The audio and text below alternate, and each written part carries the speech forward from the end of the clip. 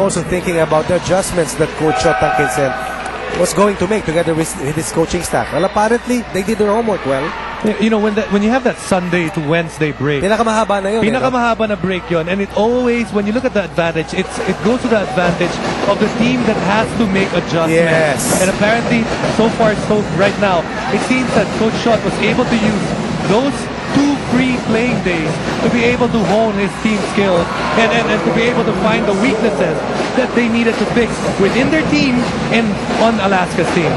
Jeffrey Galliato scoring his first 2 points in the game and commits a foul on the other end. Minsan kasi nangyayari, you're so focused on the this particular thing that you tend to overlook the other little things that will be enabling your squad to perform at a better level. And sabi nga ni Coach Schott, he was not able to put his players in the primary position to beat Alaska in the first 2 games. But so far in the first half, they have been doing things extremely well, simply because of that time element in terms of preparing for game number 3. But you know, the adjustments really has been on the defensive end rather than the offensive. Exactly. And I believe after 2 games, na hindi ka nanalo ng 2 games, kung ano yung changes na gagawin mo, mas sigurado ka nang kailangan mong palitan. Hindi ka tulad ng after 1 loss pa lamang. Yes. Alright, that free throw shot was brought to you by BMEG Third Base Premium Formula. Dito ka na sa Llamado. Here's the Jim. Draw back-to-back baskets for Jeffrey Carriazo. Coach Tincon going deeper into his rotation, trying to get some production from at least someone else aside from Diamond Simpson, who's been outscored by Gabe Freeman 16-5 in their head-to-head matchup. And here's Freeman now, surveying the defense, times his attack, and gets the basket. They've done that a lot of times here in the second quarter. Whenever Gabe Freeman touches that ball, they're sending someone, either a small man or a foreman, to set that screen to screen up Diamond Simpson. It's actually the same play that they ran kung sa natawagan ng offensive foul si Jay Washington. Tama. Right now, they just were able to execute a bit better. Here's Simpson with a baseline drive, and he steps on a baseline. Another defensive stop, no? Yeah, Freeman now has 18 points in the game. But nakita mo doon yung si Diamond Simpson after that turnover. Bit of frustration. Already his 5th turnover of the game. And Diamond Simpson, offense really evolves around him. They like to give it to him in the mid-post and start the triangle off him.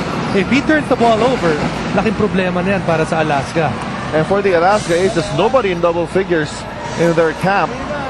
As Cyrus Baguio is the highest. Points. Yeah, 7 points for Cyrus Baguio. We saw a lot of 5 to 6 dribbles for Diamond Simpson in the first 2 games of the series. Whenever he touches that ball and works his way to the shaded area, but not today. Definitely not today. Nice pass from Carriazo and a foul. No layups given up here by the Beermen. Good foul by Dondon. Going back to what you were saying, Ronnie, I believe in the first couple of games of the season, of the series, San Miguel was playing one-on-one on Diamond Simpson and using their athletic players as helpers, as shot blockers. But in the course of the game, it really took a lot out of those shot blockers like Arvin Santos, Jay Washington. Ngayon, different looks na yung binibigay nila para hindi ba mas steady. Nito si Diamond Simpson yung gusto niyang gawin. Masyado mabigat talaga yung contribution ni Diamond Simpson nung first 2 games. Sobrang taas. Alright, NBA and Solar TV bring you the 2010 NBA Asia Challenge. Witness legendary NBA players team up with your PBA legends and superstars, along with a special performance from the Miami Heat dance team happening on August 27 at the Big Dome. Call ticket at 911-5555. A minute remaining here in the first half. San Miguel still enjoying a 19-point lead. Carriazo offline, and Penisi grabs that loose ball. Denok Miranda started this game for the Beermen, now ending this first half for them as well. Miranda, he makes his move. Miranda's called for an offensive foul.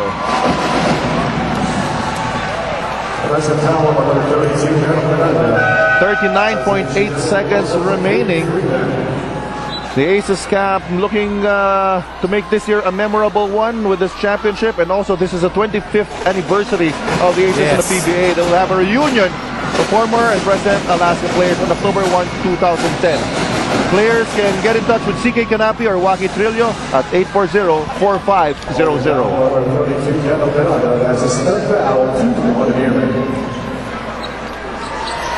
All right, and Miranda is called for his third foul. An offensive foul called on LA Tenorio. That's just wise basketball by Denok Miranda. Actually gave a hard foul before that and was prepared that maybe LA was going to retaliate. Wasn't really anything dirty. LA just decided to get as physical to Denok, but then the referees were already watching that situation by then.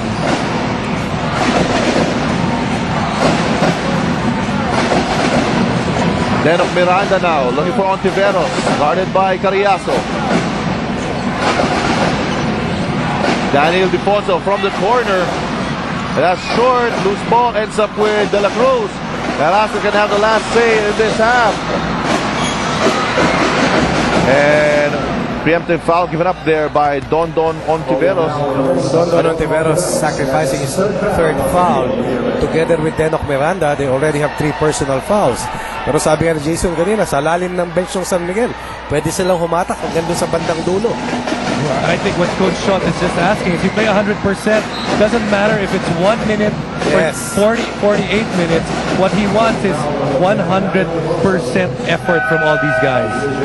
And San Miguel choosing to foul wisely here as they are not yet in a penalty. It's only their 14th foul.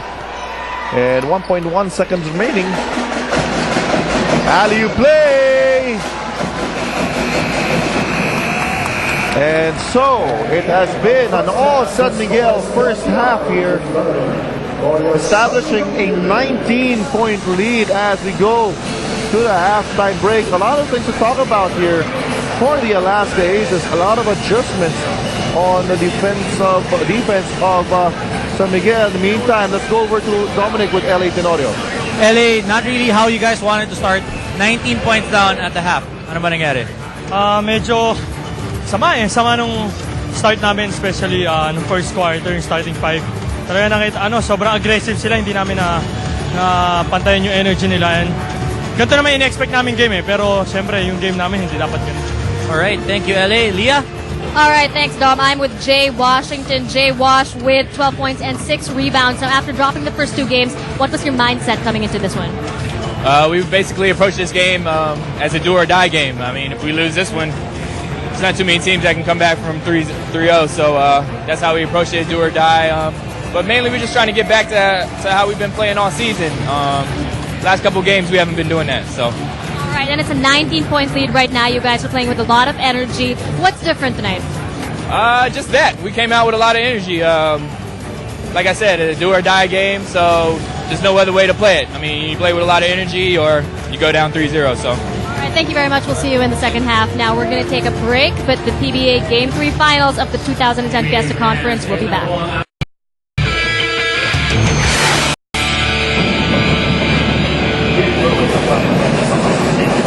A 19-point lead for the San Miguel Beermen over the Alaska Aces here in game number 3 of the PBA Fiesta Conference Finals.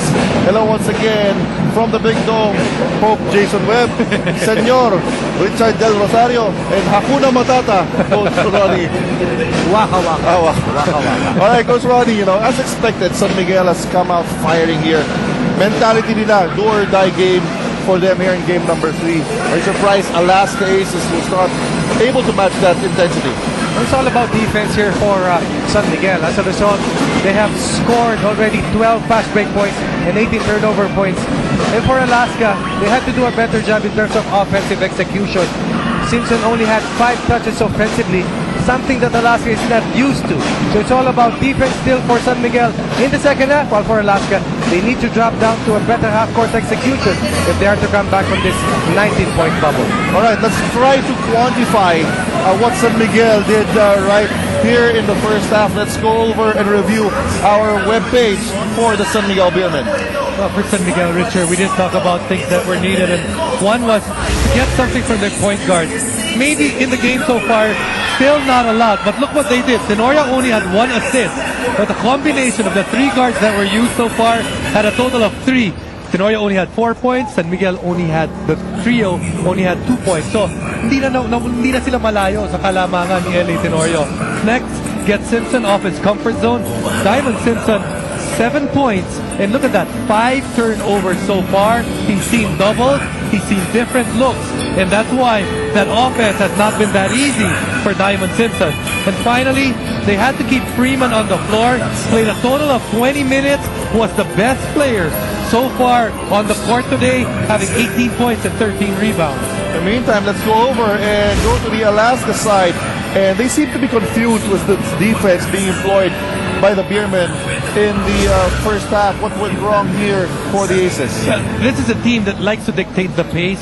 They were unable to do that because it was the defense of San Miguel that dictated what was going to happen in this game.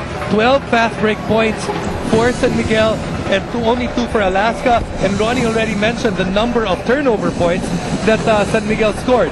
Next up, more assists, less turnovers. Look at the assists. Only 5 assists so far. Triple turnovers with 15 turnovers. Ang layo niyan. You have to have at least a little more assists than turnovers. That is not Alaska type of basketball. And finally, they have to continue the bench support. So far, 7 points for that bench of Alaska, 8 for San Miguel.